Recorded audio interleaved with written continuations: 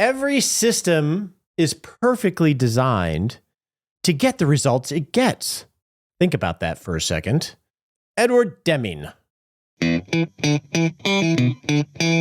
Welcome to the show dedicated to helping you not just survive retirement, but to have the confidence because you're doing the work to lean in and rock it. Welcome to the show. It is February. I want to start off by thanking Laura and Nick for being willing to share their story so publicly and lean in to the case studies that we had last month.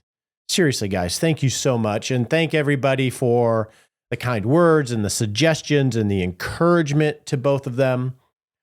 I love doing that series. Love walking with people. In a couple weeks, Tanya Nichols of Align Financial and I are going to hang out and do a debrief of the two case studies of retiring single with no children. How do you rock retirement?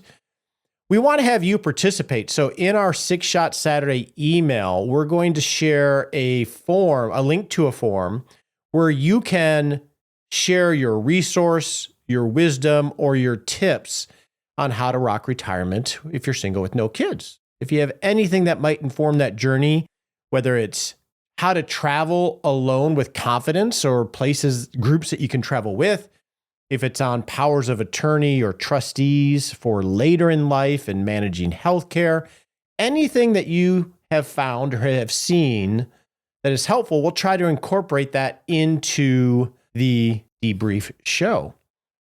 Our practical planning segment today, I want to talk about not flying by feeling through your retirement. So let's get to that segment.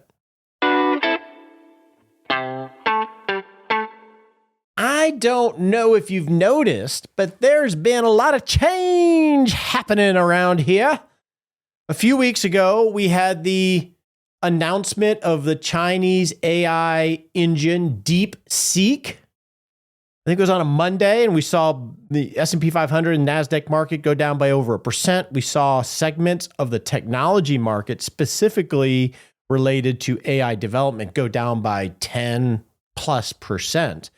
This came out of nowhere. And whether you are deep down the rabbit hole on AI or you're just aware that it's happening, when the Chinese search engine or AI engine Deepseek came out, it is purported to be beyond what we have in the US in terms of its abilities and its use of energy and efficiency. And it has called into question what everybody understood as who the winners and the losers might be as we go on this AI revolution. As I think about AI, it reminds me of the mid-late 90s when the internet was really becoming a thing. There was a lot of winners and losers, and who you thought might be winners and losers really didn't play out the way that we always thought, because there was the rapidity, that's the word, the rapid change that was happening was just such a fast pace, you couldn't keep up. That's how this feels. But anyway, that disturbed especially the technology market. In addition to that, a week or two later, we had a new presidential team come into office. Now, you may be cheering or booing or indifferent. That's not the point. The point is, this administration seems to be focusing on a shock and awe strategy around changing the rules of a lot of areas of government and the economy. In the government, we're having quote unquote right sizing with departments being cut, literal offices being closed at night, people working from home. We're having the grant system in terms of money that fuels academic research. I know people in the academic realm and they're all freaking out. They don't know if the grants are going to be there to fund the research that's happening at universities. The international first aid regime in terms of money flowing to countries and projects happening all over the world has been cut off and then started again and disrupted. We have immigration policy, which is disrupting the cost of labor and the availability of labor. Nobody knows what's going on here and what the new rules of the game are. Oh, and we have tariffs with Canada and Mexico a few weeks ago, and then retaliatory tariffs, which is going to change how products are manufactured and the cost of goods and supply and demand. It has been a shock and awe in a lot of different domains when it's related to the economy and the flow of resources. Sometimes that's needed. I don't know if it is now. I'm not making a judgment call there. Sometimes it's needed, but the disruption is, well, disrupting. So let's think about this in terms of retirement planning in business and why we're talking about this on a retirement show. And I'm going to relate it to one of my favorite subjects, and that is driving to Colorado. When you are past Amarillo, you are on flat roads that have no curves, that are literally flat. The sky goes on forever. You can see for miles. There are fences along the road. You're going to be able to see if something's in the road. I think the speed limit there is like 75, but you could easily go 100. Not that I've ever done that. You could easily go 100 and feel like you have visibility. You're just pedal to the metal going. When we understand the rules of the game in the economy, all types of economy or market, stock market, bond market, labor market, trade market, currency market, etc. When you understand the rules of the game, people have clarity in making decisions. Just like when you have a very secure job, you have clarity and confidence to get that mortgage, buy that car, put that kid through college. Clarity is good for all types of markets. You have clarity on retirement and returns, etc. Well, when I get off the interstate in southern Colorado and I go on a back road, I forget the name of the road. Well, all of a sudden the terrain changes. The road has turns in it. Lots of turns. It's windy. It has elevation up and down. There are a lot of blind turns. And you have to slow down how fast you go. The speed limit's not 75 there. It's like 45. Every now and then you get to maybe 60. But you better pay attention because the terrain is uncertain. Now, I've driven that road in the early morning. I've driven it when there's fog, which causes you to have even less visibility of what's coming next. I've even had instances where it felt like it was the best thing to do just to get off the road because you couldn't see in front of your car. You don't know if there's going to be a deer in the middle of the road or what have you.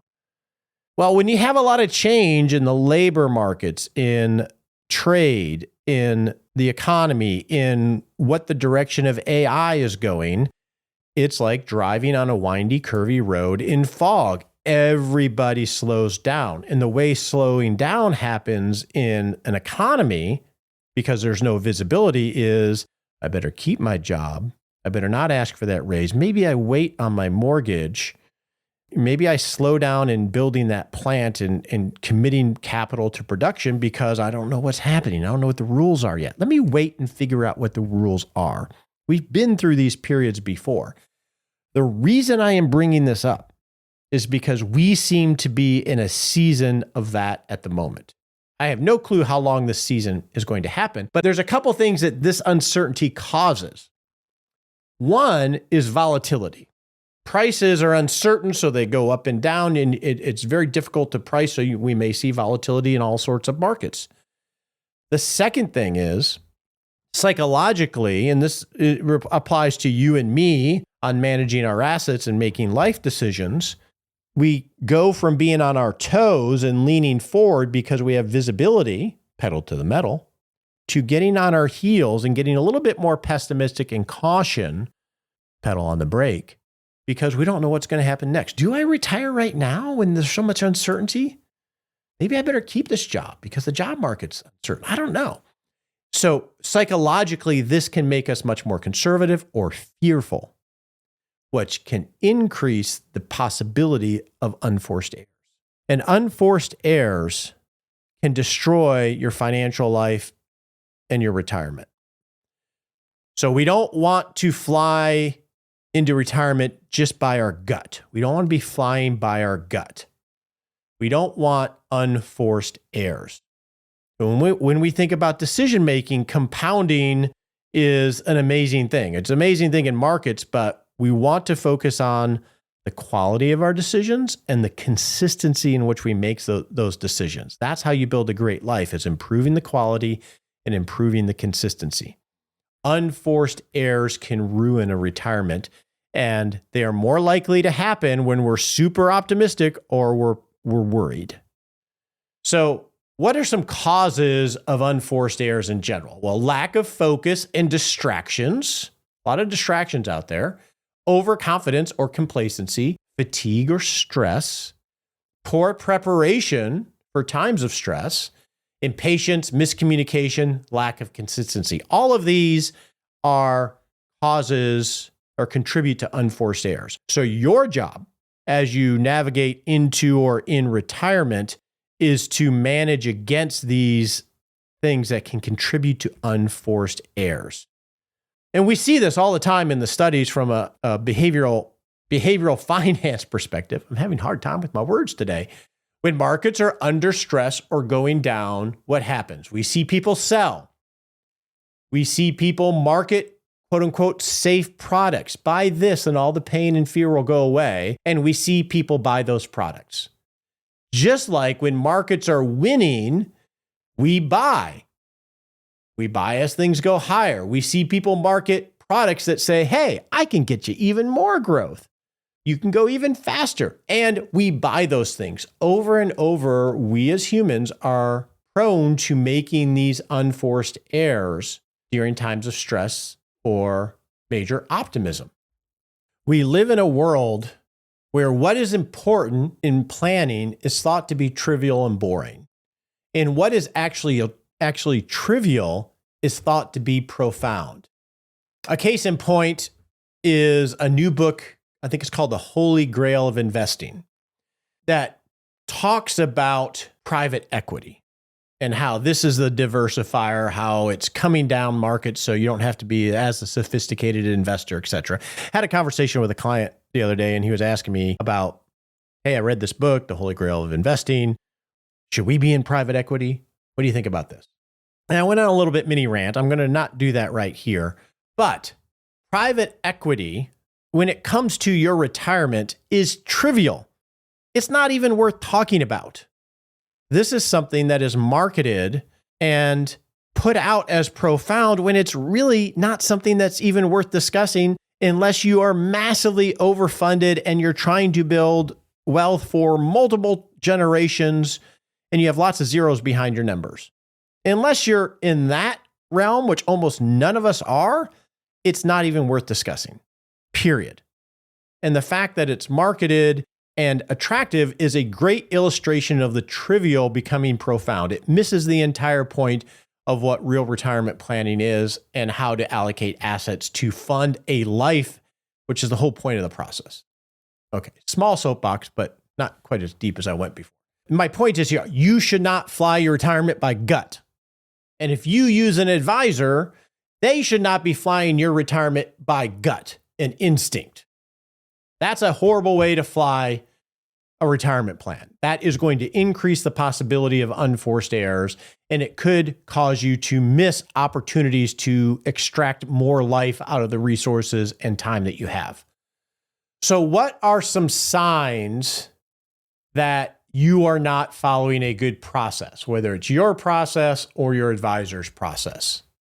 If the conversations that are happening when you have a financial meeting or are thinking about your retirement, or you're having a meeting with your advisor, if that process is focused on what's going on in the markets and predicting the markets in terms of forecasts, etc., that is a sign that you're flying by gut and you're not flying by a sound process. So the more you have conversations about markets and where things are going, etc., the more you should be worried. Number one. Number two, the more that the discussion is around unique products that offer some huge advantage over the basics, either to accelerate your growth or protect you on the downside, and these products aren't easy to understand or aren't liquid, the more you're flying by gut and focused on things outside of your control. If you're following a process that's focusing on the economy and research, and again, that forecasting thing, run, the more your process is focused on cult of personality. Hey, I'm super smart. I've done this forever. I got this figured out. Don't ask questions. Just trust me. This is what we or my fancy economist or forecaster or expert says. The more you have a process that's focused on things like this that are outside of you and your life and your decision of just trust me. We know where things are going to go. Just trust me. We have the great product. Just trust me. We've done this forever and we're super duper smart and this is really hard. So that's why you need us. The more your process is focused on these things, if you use an advisor, or bluntly, if you're doing it yourself, if you're overconfident that, I can pick the right stock or I can pick the right, this is the market's going to do this, so I better zag that way because I think, I've read all the articles. The more you're focused on these things, the more you're just flying by feeling and gut. And unforced errors are the number one cause of retirement failures, in my opinion. A process that you have should be focused on defining the true objective. What is your intent in doing your retirement planning anyway? I would argue that at the end of the day, the intent of retirement planning is to use your resources to create a great life and to minimize possibilities that you're going to have to make adjustments to that life. A good process should focus on things you can actually control. This is the serenity prayer, right? Not focus on what's going on in the outside world and what could happen, which you have no control over and you have no ability to predict because none of us do, but to focus on where are risks and opportunities in my plan and what can I do next to improve it? Can I actually use agency to find a pathway to improve my plan? A good process will be organized in its decision-making. It will have a protocol of what's important first. Now, I would argue, because this is my life's work, is number one, have a vision for what is important to you, starting with your values, and then build goals that are congruent of you living out those values. Then have a feasible plan, have reasonable assumptions that the direction, given the resources you have, you can feasibly achieve the goals that represent your value. Then have a resilient plan, so to mitigate all the risks that can knock you off course to give you the ability to navigate your life without major disruption, and then optimize. That's my process.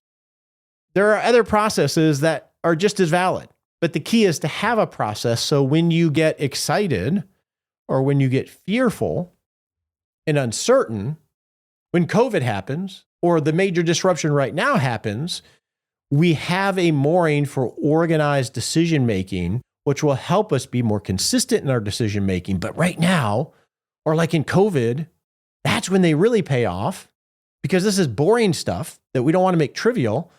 This is when we can avoid big unforced errors.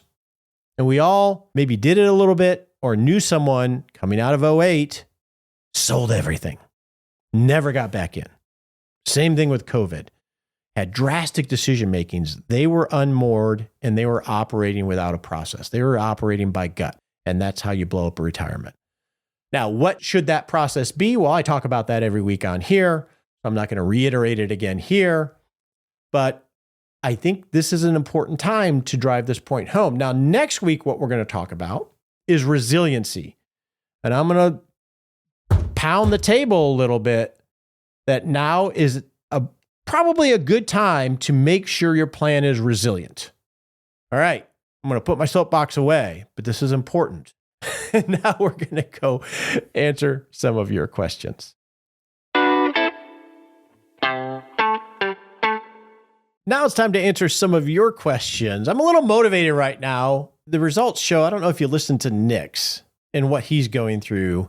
All of this change is disruptive and it worries me. It worries me for you and for me and for everybody. Not that it's necessarily bad or good. It's just, this is a time to dedicate yourself to process even more. All right, we're going to get to your questions. One question that I got a number of emails. Hey, are you going to share the 2025 important numbers worksheet publicly? And yes, we are. In this week's Six Shot Saturday, Nicole Mills, we are going to share a link to the 2025 Important Numbers worksheet. So what this worksheet has, it's a cheat sheet that shows you the current tax code. It shows you IRMA brackets, Social Security, all the maximum contributions you can make to everything, the RMD table, etc. In the Rock Retirement Club, for those of us that are geekier, it is like when Steve Martin in The Jerk got the phone book and he's dancing around. The phone book's here. The phone book's here. We love this worksheet. I use it daily in my practice. So we'll have a link to that in Six Shot Saturday. So yes, you will receive it. Our next comment from a listener is from Mary with some lived wisdom she wanted to share. She said, "Thank you for another great podcast today." She's referring to episode 553 with regard to your current experience of living alone. And she's referring, I lived 2 weeks by myself in Colorado, which is like the longest I've lived alone since I've been married, I think. Please let me share one insight as someone who has enjoyed long-term relationships and lived alone at the same time. It's better to be alone than wish you were. I guess I've been on the receiving end of sharing complaining by too many friends and coupled up relationships. I'm going to have to ponder that one, Mary. It's better to be alone than wish you were. Oh, I get it. If you're with someone you don't want to be with. Good one. Better to be alone. And I think Nick talked about this too, Mary, as he's not alone by some, I will always be alone. He just has not found the person yet to share his life with. And it's better to be alone than to be with someone who is not the person. Wonderful wisdom. Thank you. One other comment related to social networks and being alone comes from Clem, and he has learned the hard way that you're replaceable at work. Says, "Hey, Roger, I found your podcast today and I'm listening to the fire episodes. I'm 67, married and retired a couple years ago, though I'm still doing some work. I worked at this software startup for 26 years. I made what I thought were friends. I saw their kids grow up. I was there for divorces and marriages and births and death. But after I left, all those people who I thought were friends completely abandoned me. I didn't hear from any of them. I'm hurt and confused. I am part of a woodworking group, so have some connections with other people, but I miss those specific people. People are not commodities. You don't just replace one person with another. I'm sure this is how humans are, but it would have been nice to have known before retired that I would be forgotten." Clem, there's a lot to unpack there. And I don't know if we can unpack all of that here for sure, but I can understand that. And I had a meeting recently with a good friend, Rajib, who has a lot of friends. A lot of friends at different levels, but very, very few close friends. One thing that I have found, and he has demonstrated for me, Clem, is it's always best to be the one reaching the hand out. It's not natural for most of us to call somebody for lunch or to check in on how someone's doing. I'm actually not that good at it by nature. My habit there is not very strong, or that muscle. I have to be intentional about checking in on people. And what I have found is when I check in on them, they're happy that I did, and they're open to interacting. They're open to lunches. They're open to conversation, but they're never going to be the ones to reach out to me. So part of the strategy here, Clem, might be that it's just human nature that people don't reach out because they're so in the middle of their day and their work and their phone and everything else. It's not that they don't care about you. It's just that you're not top of mind. So I would encourage you, if there's a few special people, reach out to them and shoot them a text, ask them how they are, and see what availability they have for a quick phone conversation or a check-in. But a lot of people are just busy. It's not that they don't care. But it does bring into play, Clem, I think also the fact that seasons of relationships change. Now, we all have some relationships, hopefully, that we've had for decades. When I think of my longest friends, I have Eric, who I knew since high school. He's really the only one from high school or college. So he is a common thread. I have Rajib since 1999. He is a common thread. But if I were to map out those consistent threads, Clem, I would, on a timeline, I could probably add a lot of people in and out that have come in and out of season in terms of how often we think about each other and how often we talk together. It doesn't mean that I don't like them any less or they don't like me any less. It's just the seasonality of where you're at in life. And work is one of those seasons where it naturally changes when you retire. And many of those people, they're in a different season now, or you're in a different season, although maybe one or two of them. So just two thoughts to maybe help you process this and work through it. So our question for today comes from Wayne. Wayne says, "Hi, I'm Wayne. I've recently discovered your show. I'm 60 years old, 2 to 4 years from retirement. My wife is 3 years younger and also 2 to 4 years from retirement. We have amount of money in 401ks, about over $1 million in real estate equity split between 4 properties. We have negligible amount of equity in our personal home. A lot of our decisions as we head into retirement have more to do with how to manage our real estate, all of our mortgages and the cash flow on our end. So we end up with a comfortable retirement. That's the intro. I have an excellent tax advisor, and I'd like to meet with a fee-only personal financial advisor to help with our questions and validate our options we have on our overall plan. I've listened to you talk about financial advisors and listened to other sources as well. And the whole industry seems to be aimed at people who have money rather than real estate. Where would you suggest I go to find advice on a combination of income sources?" Wait, that's a wonderful answer. And you're going to likely want to go to a fee-only financial planner or retirement planner in this case, because there is a difference between financial planning and retirement planning.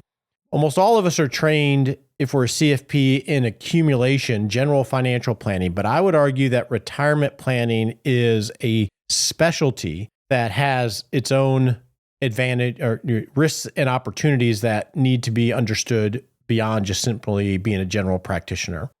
The reality is, as you've discovered, the industry is based off of managing assets by far.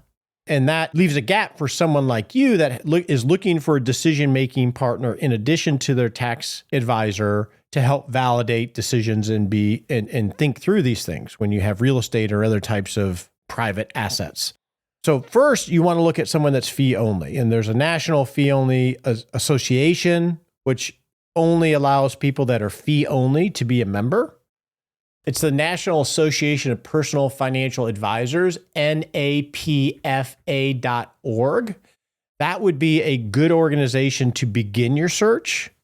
Once you are doing your search, you're still going to need to interview a number of planners, 1, for a retirement specialty, 2, someone that is comfortable with the kind of assets that you're dealing with, because you're going to pay them a fee for service.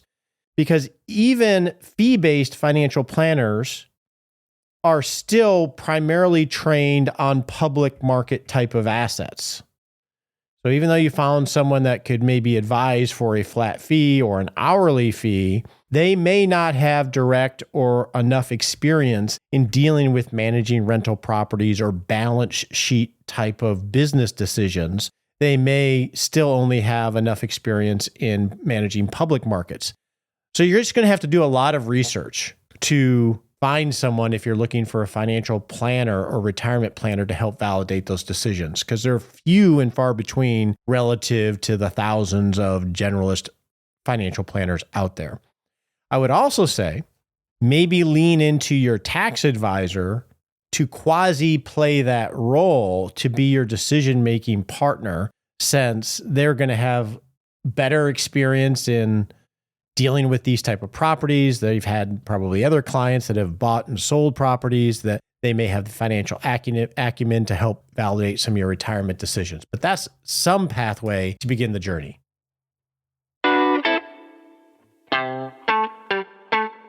Now I want to switch to a new segment of sorts that we'll do periodically, which is someone taking action, one of you taking action in the wild, a case study of sorts, based on a lot of the things we talk about in terms of having a process for retirement planning.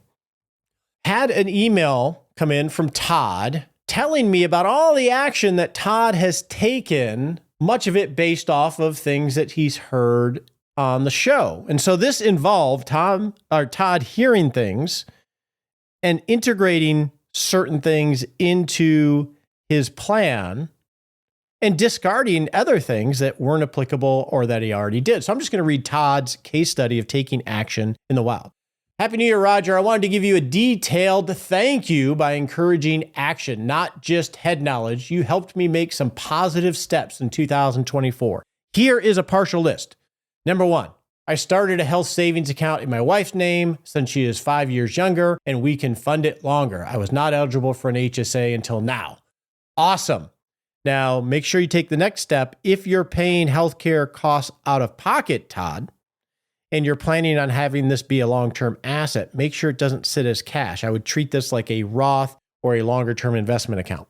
And then Todd says, number 2, I began an annual large Roth conversion as an optimization move planned from now until age 62. Number 3, I offset a large chunk of the taxable Roth contributions by starting a donor-advised fund and giving it a big start using long-held mutual funds that have been subject to large capital gains.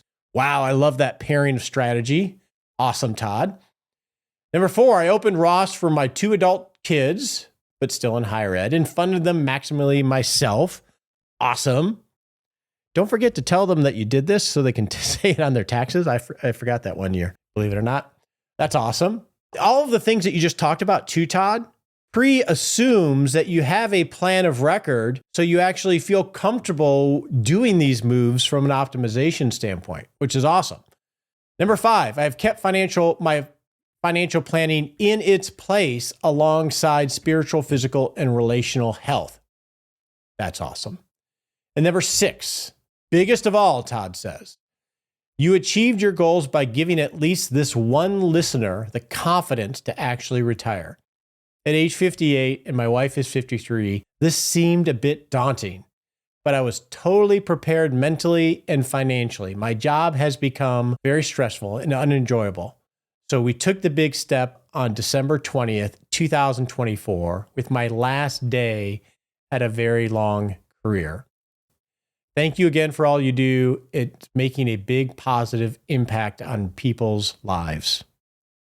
Todd, big hugs, buddy. You're the purpose of all of this. You taking action, just like all of you. This is about you creating your life. And I'm here to try to help give you frameworks and perspective, maybe every now and then a kick in the butt. But I want you to have a great life. And I want you to have the confidence to retire with a great life. And confidence comes from having a process so you can avoid those unforced errors. So thanks so much, Todd, for sharing this in the wild, taking action. That's amazing, buddy. On your marks, get set.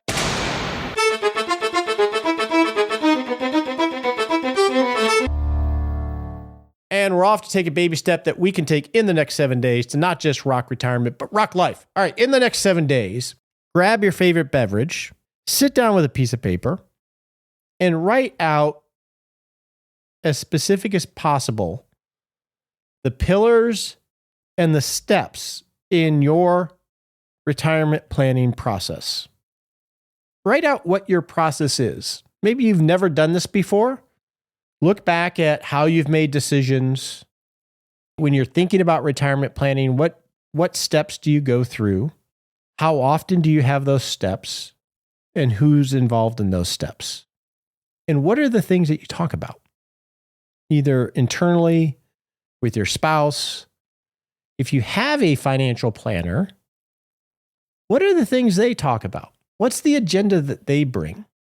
The point of the exercise is to begin the journey of one, affirming, oh yeah, we got a process. We're not just doing this by feeling or gut. Or to help identify the gaps of maybe we don't have a process. Maybe we're focused on all the wrong things. No shame there, just information so you can begin to develop a process that can help you avoid unforced errors so you can rock retirement. All right, we're off to the next of my grandfather's missions. Let me get to the book here. Which one did I read last? I feel like it's been a while. Here we go. We're on mission number 20, July 22nd, 1944, ship number 859, sortie 13th.